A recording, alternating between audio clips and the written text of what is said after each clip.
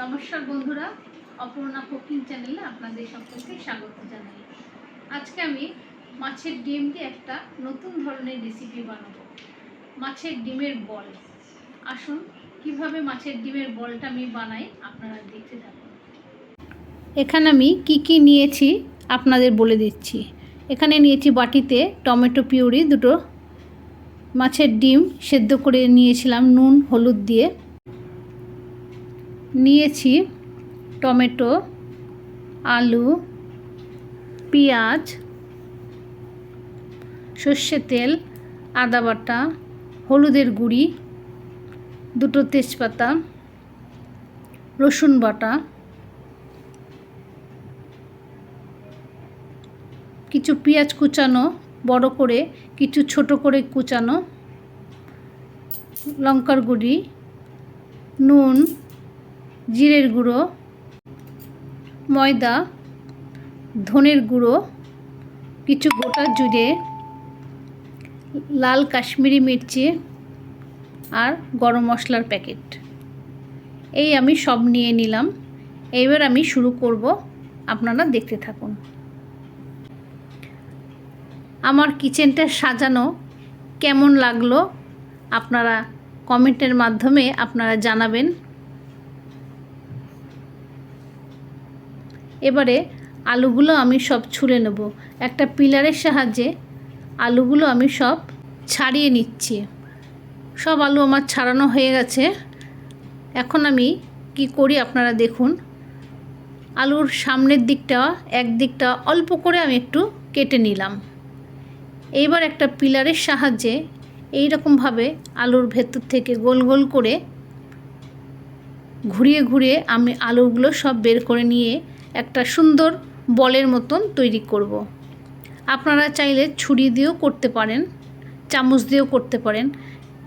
আমার এই পিলারটা দিয়ে সুবিধা হয়, সেই জন্য আমি এটা দিয়ে করছি।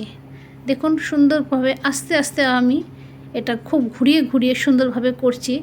সুন্দর একটা ফাঁকা বলের মতন তৈরি করছি। চারিদিকটা খুব পাতলাভাবে করতে হবে, যাতে যখন আমি আলুটা ফ্রাই করব যেন কোনো অংশে মোটা না থাকে, তাড়াতাড়ি ফ্রাই হয়ে যায়। সেজন্য এরকমভাবে সুন্দরভাবে একটু ধৈর্য ধরে করবেন। এই যে দেখালাম কীরকম হয়েছে, খুব সুন্দরভাবে দেখুন ভেতরটা হয়েছে। সব আমার করা হয়ে গেছে। এই আলুগুলো আপনারা ইচ্ছা করলে তরকারি বাড়াতে পারেন। আমি আজকে এর মধ্যে দেব না। কড়ার মধ্যে কিছুটা সর্ষে তেল দিয়ে দিয়েছি আমি। এবারে ফোড়নে দেব কটা জিরে, কিছুটা কুচানো পেঁয়াজ, একটু নেড়ে নেব, একটু হালকা লাল করে নেব পেঁয়াজগুলো। এবারে দেব আদা বাটা, রসুন বাটা অল্প পরিমাণে দিয়ে আবার একটু নেড়ে নিলাম।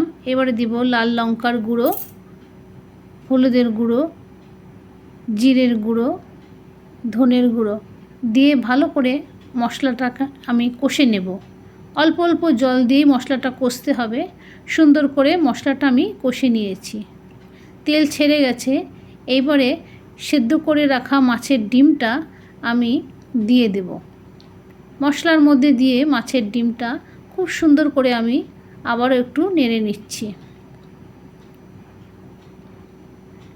ভালো করে নেড়ে চেড়ে কষে নিচ্ছি। অল্প অল্প জল দিয়ে মাছের ডিমটা কষে নিচ্ছি। যেহেতু আমার মাছের ডিমটা সেদ্ধ ছিল, সেই জন্য খুব বেশি সময় লাগবে না।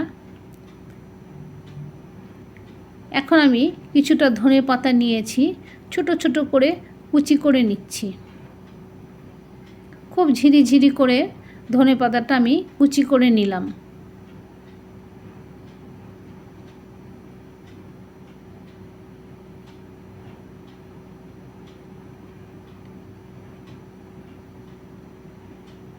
হয়ে গেল আমার কুচি করা। আমি এখন মাছের ডিমের মধ্যে দিয়ে দিলাম, দিয়ে নেড়ে ছেড়ে একটা বাটির মধ্যে রেখে দিলাম। এখন আমি একটা বাটির মধ্যে 2-3 চামচ মতন ময়দা নিব। তার মধ্যে একটুখানি দেব হলুদের গুঁড়ো,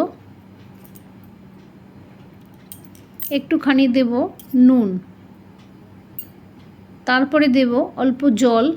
অল্প অল্প জল দিয়ে আমি একটু সুন্দর একটা ব্যাটার বানিয়ে নেব, একটা ঘন ব্যাটার বানিয়ে নেব। ব্যাটারটা খুব স্মুথভাবে একটু বানাতে হবে। আবার একটু জল দেব, দিয়ে একটা থকথকে একটা ব্যাটার তৈরি করে নেব।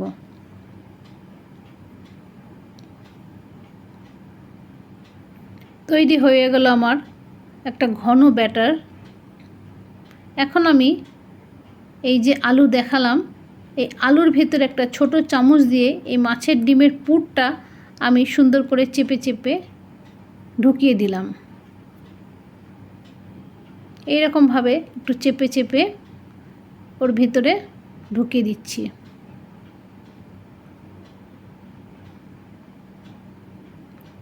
খুব ভালো করে চেপে দিতে হবে, তা না হলে হয়তো বেরিয়ে যেতে পারে। সেজন্য চামচ দিয়ে আমি ভালো করে চেপে চেপে এইরকমভাবে সমস্ত বলগুলো আমি ভরে নেব। একটা তৈরি হয়ে গেল। এইভাবে আমি সমস্ত বলগুলো পুর ভরে ভরে তৈরি করে নেব। আবারও একটা আপনাদের দেখাচ্ছি, এরকম চামচ দিয়ে আপনারা সুন্দর করে চেপে চেপে ভরে নেবেন।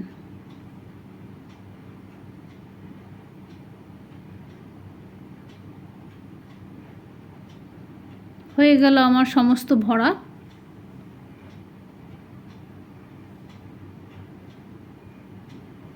তৈরি হয়ে গেল আমার সমস্ত বল। অপূর্ব সুন্দর লাগছে দেখতে, ঠিক মনে হচ্ছে যেন ছোট ছোট বল। এখন একটা কড়ার মধ্যে আমি পর্যাপ্ত পরিমাণে তেল দিলাম। এবার যে ব্যাটারটা তৈরি করেছিলাম সেই ব্যাটারের মধ্যে খোলা মুখটা চুবিয়ে চুবিয়ে গরম তেলের মধ্যে আমি আলুগুলো সব ছেড়ে দিলাম। এইভাবে সমস্ত আলু আমি ছেড়ে দিলাম। দিলাম একটু নুন, দিলাম একটু হলুদ। যেহেতু আমি আলুর মধ্যে কোনো নুন হলুদ দিইনি, সেই জন্য আলুর গায়ের মধ্যে একটু নুন হলুদ লাগলে স্বাদটা আরও দ্বিগুণ হয়ে যাবে। সেই জন্য আমি একটু তেলের মধ্যেই নুন হলুদ দিলাম। লাল লাল করে ভেজে নিয়েছি সব আলুগুলো। এবার আমি আলুগুলো সব তুলে নিচ্ছি। হয়ে গেছে আমার সব ফ্রাই করা, আমি এখন সব তুলে নিচ্ছি। এইভাবেই করব। দেখুন এইভাবে সমস্ত কিছু করা হয়ে গেছে। এবং ওই তেলের মধ্যে এখন দিলাম দুটো তেজপাতা, দিয়ে একটু নেড়ে দিচ্ছি পেঁয়াজ কুচি। পেঁয়াজ কুচিটা দিয়ে একটু হালকা নেড়ে নেব। তারপরে দেব টমেটো পিউরি। দুটো টমেটো আমি পিউরি করে রেখেছিলাম, সেই টমেটো পিউরিটা। এবার দেব একটু রসুন বাটা, অল্প আদা বাটা, হলুদের গুঁড়ো অল্প, লাল লঙ্কার গুঁড়ো, জিরের গুঁড়ো, ধনের গুঁড়ো, অল্প পরিমাণে কাশ্মীরি মির্চি। সব মশলা দিয়ে আবারও আমি একটু ভালো করে কষে নিচ্ছি। অল্প অল্প জল দিয়ে আবার কষে নেব। এবারে দেব আন্দাজ মতন নুন। নুন দিয়ে আবার একটু ভালো করে মশলাটা কষিয়ে নেব যতক্ষণ না মশলায় তেল ছাড়ে। আবার একটু জল দিচ্ছি। জল দিয়ে মশলাটা আমি খুব ভালো করে ভাজা ভাজা করে নিচ্ছি। প্রায় হয়ে গেছে মশলাটা ভাজা ভাজা। এবার আমি অল্প পরিমাণে জল দেব। যতটুক আমার মাছের ডিমের বল আছে সেই পরিমাণেই আমি জলটা দেব। জলটা আপনারা আপনাদের আন্দাজ মতনই দেবেন। আমি সব এবার ছেড়ে দিলাম। আলু যে ফ্রাই করে রেখেছিলাম, মাছের ডিমের যে বলগুলো আমি ফ্রাই করে রেখেছিলাম সেটা এখন আমি ছেড়ে দিলাম। দিচ্ছি অল্প পরিমাণে চিনি। চিনিটা দেওয়ার কারণ হলো, যেহেতু এখন টমেটোর মধ্যে একটু টক ভাব থাকে, সেই টকটা ব্যালেন্স করার জন্য আমি একটু চিনি দিলাম। এখন দিচ্ছি একটু গরম মশলার গুঁড়ো, দিয়ে আবার একটু ভালো করে নেড়ে চেড়ে তৈরি হয়ে গেল আমার মাছের ডিমের বল। এখন আমি একটা জায়গায় ঢেলে রাখছি। তৈরি হয়ে গেল আমার মাছের ডিমের বল। এখন আমি আপনাদের একটা কেটে দেখাবো কেমন হলো। দেখতে অপূর্ব সুন্দর হয়েছে মাছের ডিমের বল।